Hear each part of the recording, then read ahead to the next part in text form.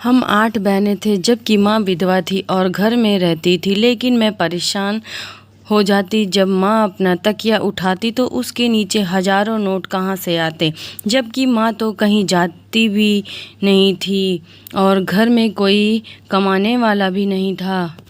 तभी माँ हमें कहती, जिसका कोई नहीं होता उसकी मदद खुदा करती है। मैं माँ का राज जानना चाहती थी क्योंकि मैं सब बहनों को में बड़ी थी और मुझे माँ पर शक सा था। एक दिन स्कूल की छुट्टी करके घर में छुप कर बैठ गई। ठीक 10 मिनट बाद देखा मेरी रूह कांप उठी और पूरे 40 मेरी बहन स्कूल जाने लगी तो उसने हंगामा खड़ा कर दिया और हमारे स्कूल में पार्टी थी। मुझे कुछ पैसे चाहिए थे। मैं उसे समझाती रही कि माँ से इस के बारे में बताना मत करना, बिना वजह उनकी तकलीफ होगी, मगर वो समझने की कोशिश करती तब ना वो माँ से पैसा मांगने लगी तो उन्होंने तकिया उठाकर बहुत सारे पैसे निकाले और हजार हजार के 2 नोट मेरी बहन के हाथ पर रख दिया। मुझे अचरज का झटका लगा कि आखिर में माँ के पास इतने सारे पैसे कहाँ से आ गए। अभी 2 दिन पहले ही तो घर में खाना भी नहीं था। छोटी बहन के जाने के बाद मैं माँ के पास जाकर बैठ गया, उसके जाने की कोशिश करने लगी और माँ उसके पास इतने सारे पैसे कहाँ से आए। माँ मुस्कुरा कर बोली, मेरी प्यारी बेटी, भगवान गरीबों पे मेहरबान होता है।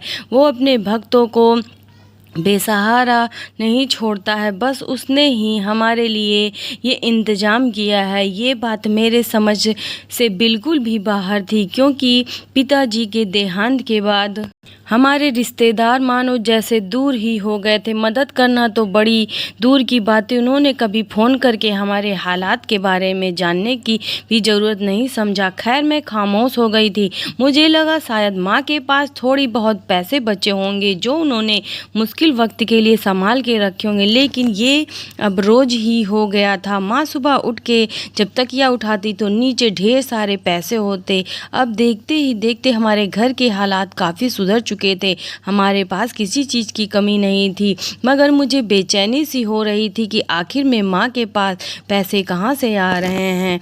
हम 8 बहनें थे, भाई कोई नहीं था जो कमा कर माँ के हाथ में पैसा रखे। सबसे बड़ी बहन मैं ही थी। मैं खुद तो अभी कॉलेज की पढ़ाई कर रही थी। मेरा बिल्कुल पढ़ाई में दिल नहीं लगता था। मुझे रह रह कर माँ और उनके पैसों का ख्याल आता रहता था।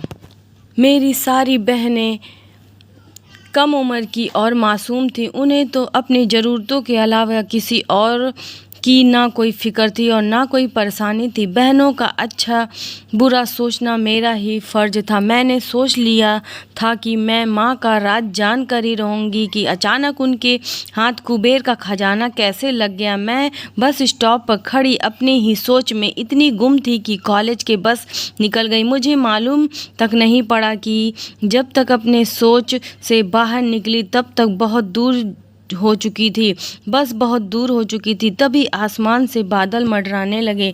मैं डरती हुई खड़ी थी कि अचानक से मेरे साथ हो क्या गया है। तभी हल्की फुल्की सी बूंदी बूंदी होने लगी थी। अचानक मेरी नज़र 3 लड़कों पर पड़ी जो दूर खड़े मुझे अजीब नज़रों से देखकर मुस्कुरा रहे थे। मेरी तो डर के मारे जान ही निकल रही थी। डर से मुझे कुछ और नहीं समझ में आया था। मैं बस स्टॉप छोड़कर चली गई। तभी मैंने महसूस किया कि ये तीनों लड़के मेरे पीछे पीछे ही आ रहे हैं। मैं तेज तेज चलने लगी। तभी मेरे हाथ से किताबें छूटकर ज़मीन पर गिर गए। उन 3 लड़कों की हंसी हवा में गूंजने लगी। तभी अचानक वो खामोश हो गए। मैं किताबें उठाकर उठ के खड़ी हो गई। तब जब पीछे मुड़कर देखा तो मैंने और उन 3 लड़कों को दरमियान एक लड़का खड़ा था। ये वो ही लड़का था जिसकी दुकान बस स्टॉप के पास ही थी। मैंने अक्सर देखा था कि वो मुझे देखकर मुस्कुराता था। मुझे ऐसा लगा जैसे मेरा कोई मजबूत सहारा आ गया है जो मुझे उन लड़कों की बुरी नज़र से बचा लेगा। फिर वो ही हुआ जो मैंने सोचा था। उस दुकानदार लड़के ने उन लड़कों को पहले ही शराफत से जाने को कहा। वो ना माने तो देखते ही देखते उन तीनों को पीटना शुरू कर दिया था। मैं बहुत ज़्यादा घबरा गई थी कि जब मेरा तमाशा बना ही बना लेकिन भगवान का लाख लाख शुक्रिया था कि बारिश की वजह से रास्ते में कोई नहीं था, जिसकी वजह से ये सब किसी को नहीं देखा। वे 3 लड़के घबरा कर भाग गए थे। ये सब देखकर मुझे ज़िंदगी में पहली बार सुरक्षित होने का एहसास हुआ था। मेरी आंखें भीग गई थी। वो लड़का आगे बढ़ा और बोला, मैंने देखा था कि आप इन बदतमीज़ों के डर से रोई नहीं थी, यानी कि ये आंसू डर के नहीं हैं। फिर आपकी आंखें क्यों झलक पड़ी हैं? वैसे इन चीज़ों को राहुल कहते हैं कि मैं आपकी लुभावनी बातों पर खुल के हंसी थी। फिर वो बस स्टॉप पर तब तक मेरे साथ खड़ा रहा जब तक दूसरी बस नहीं आ गई।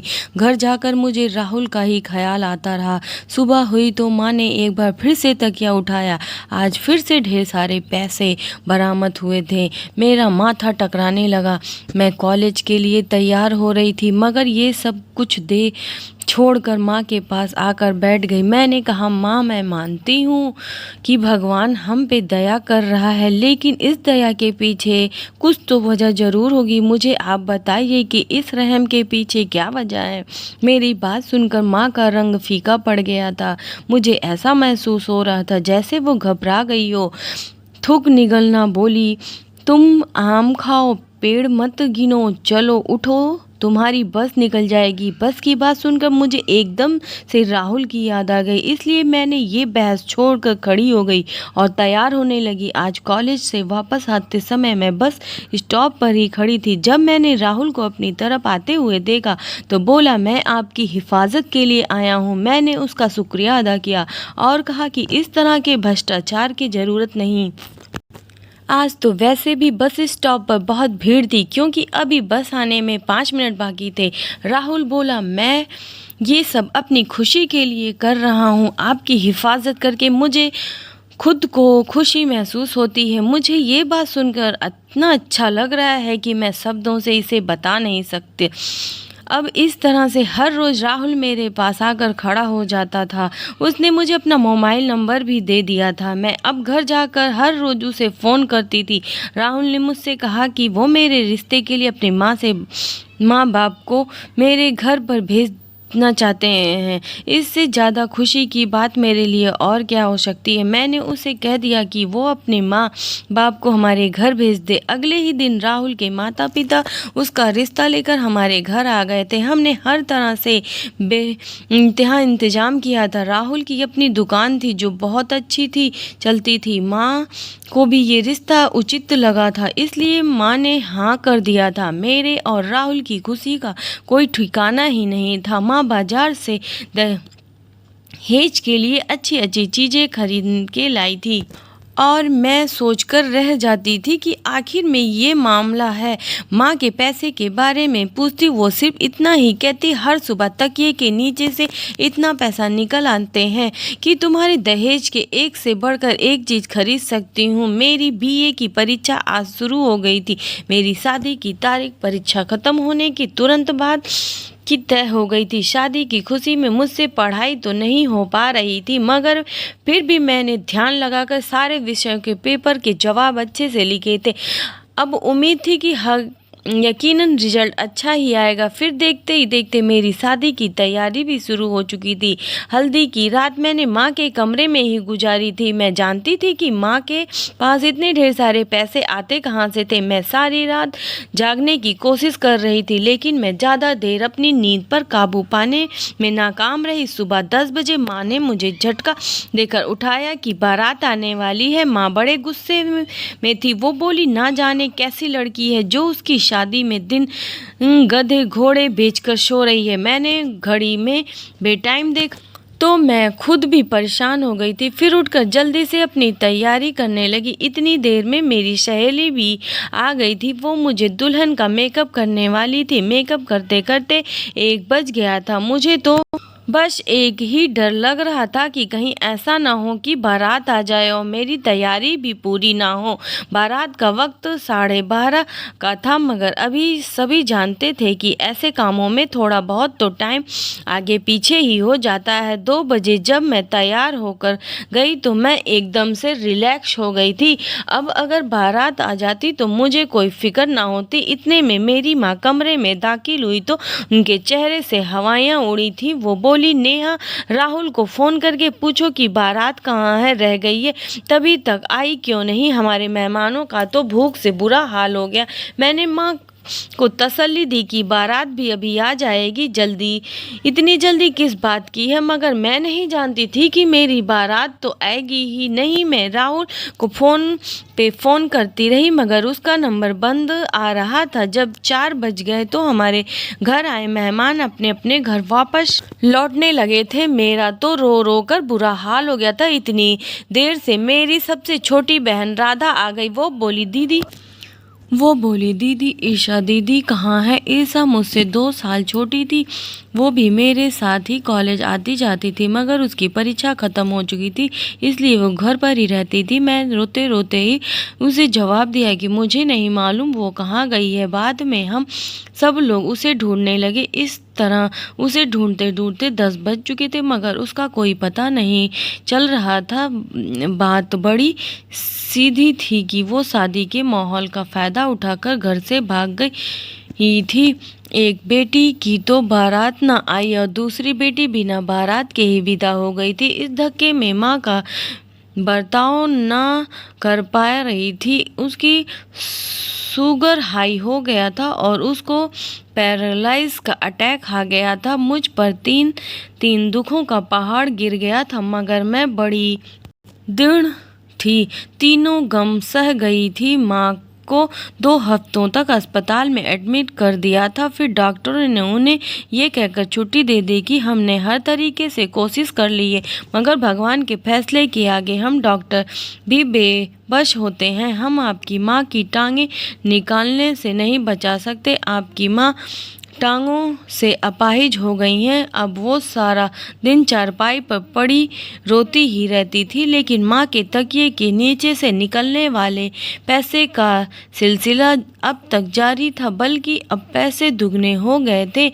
ये क्यों और कैसे हो रहा था, मुझे इसकी कुछ भी खबर नहीं थी। मैं घर में पड़े अपने दहेज के सामान को देखकर नाराज हो जाती थी। एक दिन गुस्से में आकर मैंने माँ को कह ही दिया कि इस हराम के पैसे से आप मेरा दहेज से बनाती हो तो शायद मेरी बारात वापस ना आती जाती। मेरी ये बातें सुनकर माँ फूट फूट कर रोने लगी।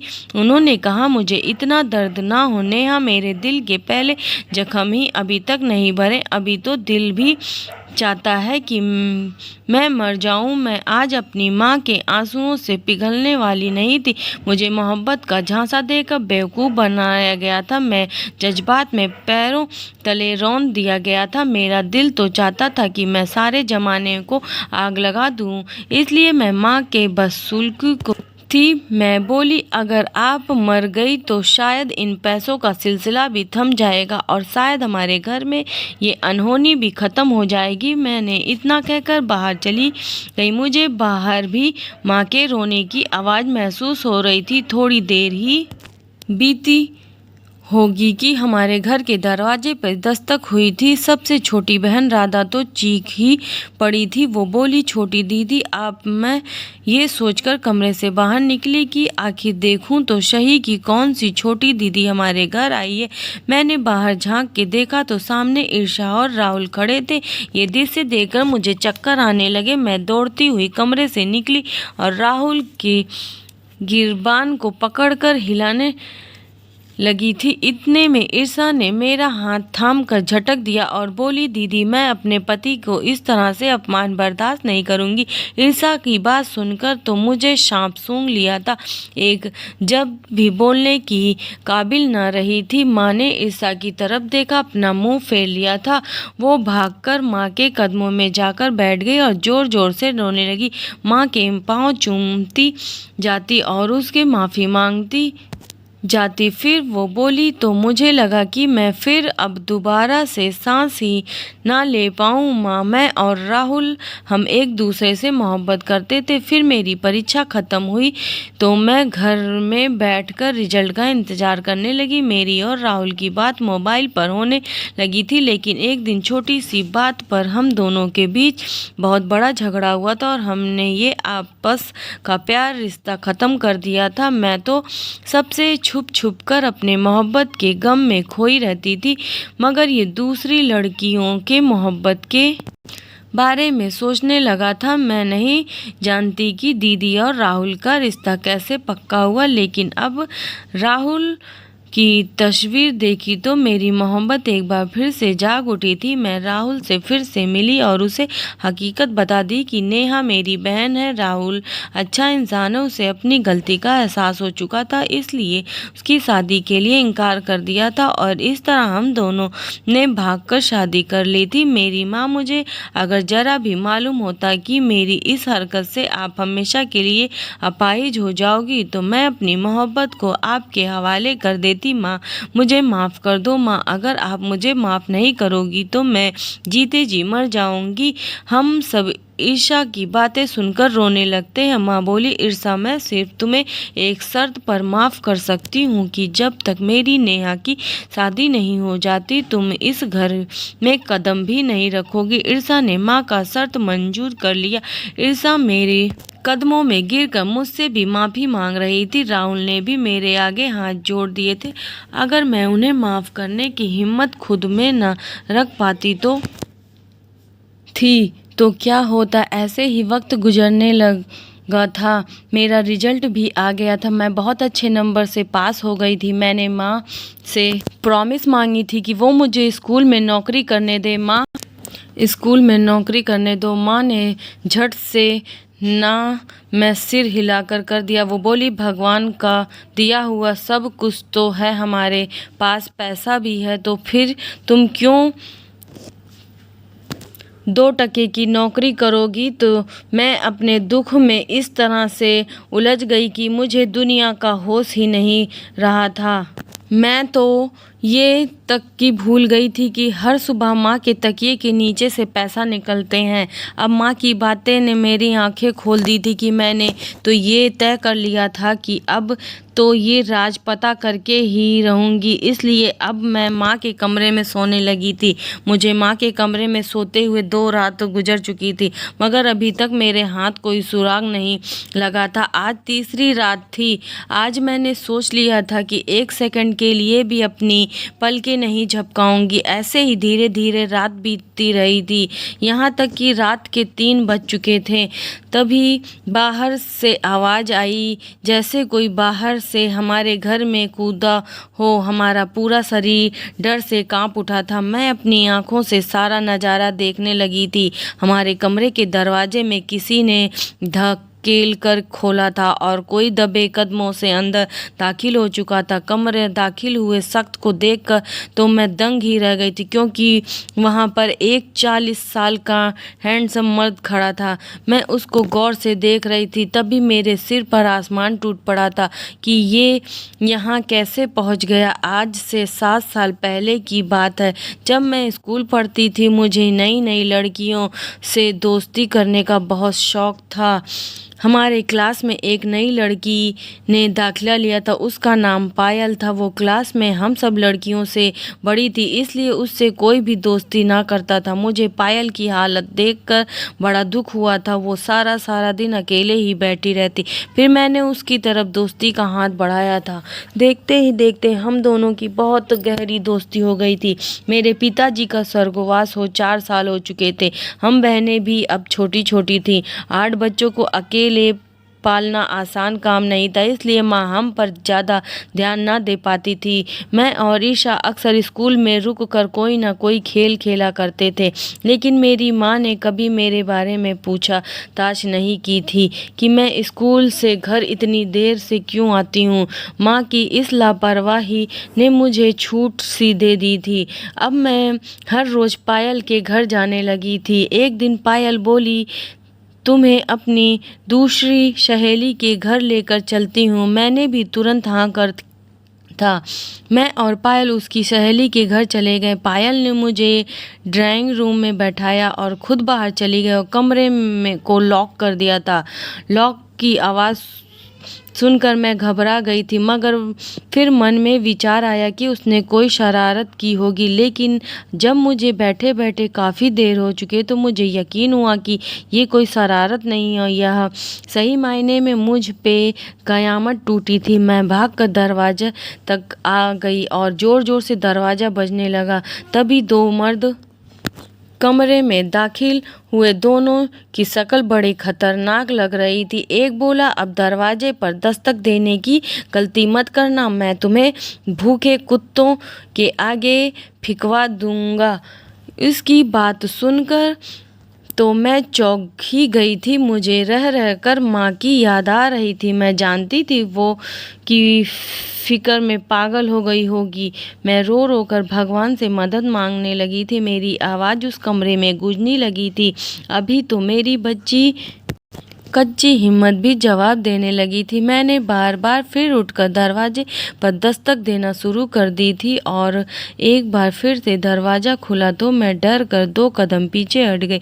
मगर एक बार कमरे में दाखिल होने वाला मर्द कोई और ही था। वो मुझे देखकर चौंक गया था। वो थोड़ी देर मुझे घूर घूर कर देखता रहा और बाहर निकलकर अपने दोनों आदमियों पर चिल्लाने लगा था। फिर मुझे हाथ से पकड़कर बाहर लेकर गया और गाड़ी में बैठा कर बोला, मुझे अपने घर का रास्ता बता दो। मैंने अपने घर का रास्ता बताया तो वो मुझे खामोशी से घर पर छोड़कर वापस चला गया था। मैं घर में दाखिल हुई तो चुपचाप अपने कमरे में जाकर बैठ गई। इतने में मेरी माँ मेरे कमरे में दाखिल हुई। मेरे कंधे पर 2 थप्पड़ मारकर बोली, कब से तुम्हें आवाज़ लगा रही हूँ, पर हिम्मत है तो मुझसे एक बार भी पलटकर जवाब दिया हो।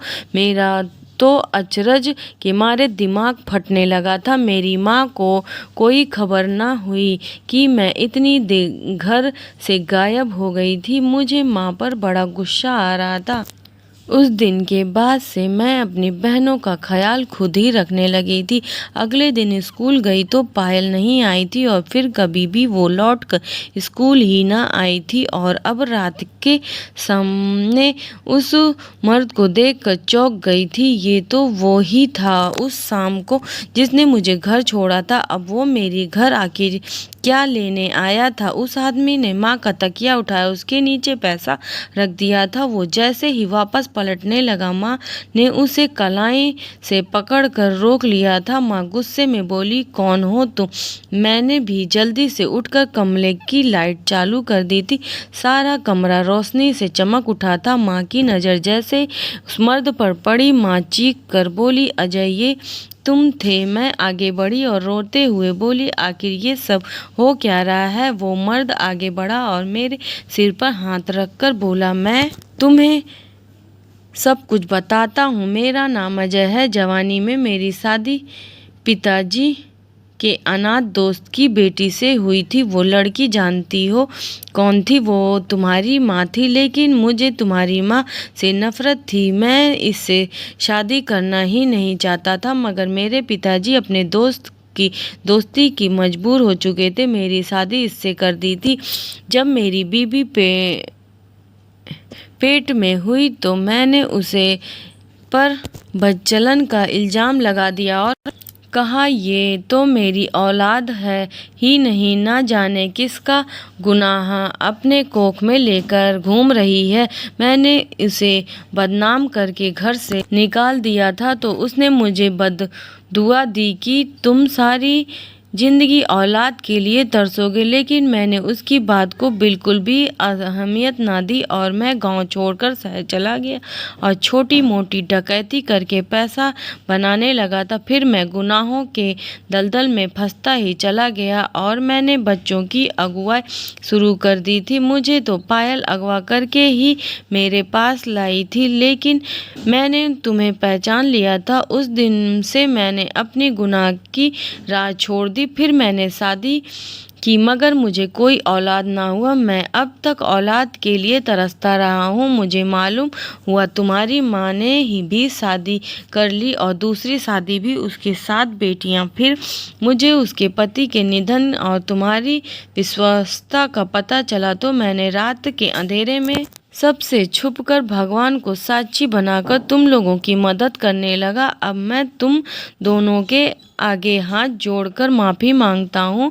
मुझे माफ़ कर दो। मुझे लगा था कि मेरी माँ नफ़रत से मुंह मोड़ लेगी, मगर उसकी बात सुनकर तो मैं पत्थर ही बन गई थी। माँ बोली, जाओ, मैंने तुम्हें माफ़ कर दिया। अब दोबारा ना अपनी शक्ल दिखाना और ना ही कभी पैसे भेजना। मैंने भी माँ के नक्शे कदम पर चलते हुए अपने उस बाप को माफ़ किया था, जिसको मैंने कभी ना बाप माना था और ना जानना था। मैं स्कूल में जॉब करती हूँ और हम किसी के एहसान के बगैर अच्छी ज़िंदगी गुजार रहे हैं। दोस्तों, उम्मीद करती हूँ आपको हमारी कहानी पसंद आई होगी। कहानी पसंद आई होगी तो वीडियो को लाइक करके, चैनल पर नए हैं तो चैनल को सब्सक्राइब करें और नोटिफिकेशन बेल को ज़रूर दबाएं, ताकि अगली अपडेट आपको सबसे पहले मिले। धन्यवाद, नमस्ते, बाय बाय बाय। और भी अच्छे अच्छे वीडियो मैं आप लोग को लाऊंगी कहानी। बाय बाय दोस्तों।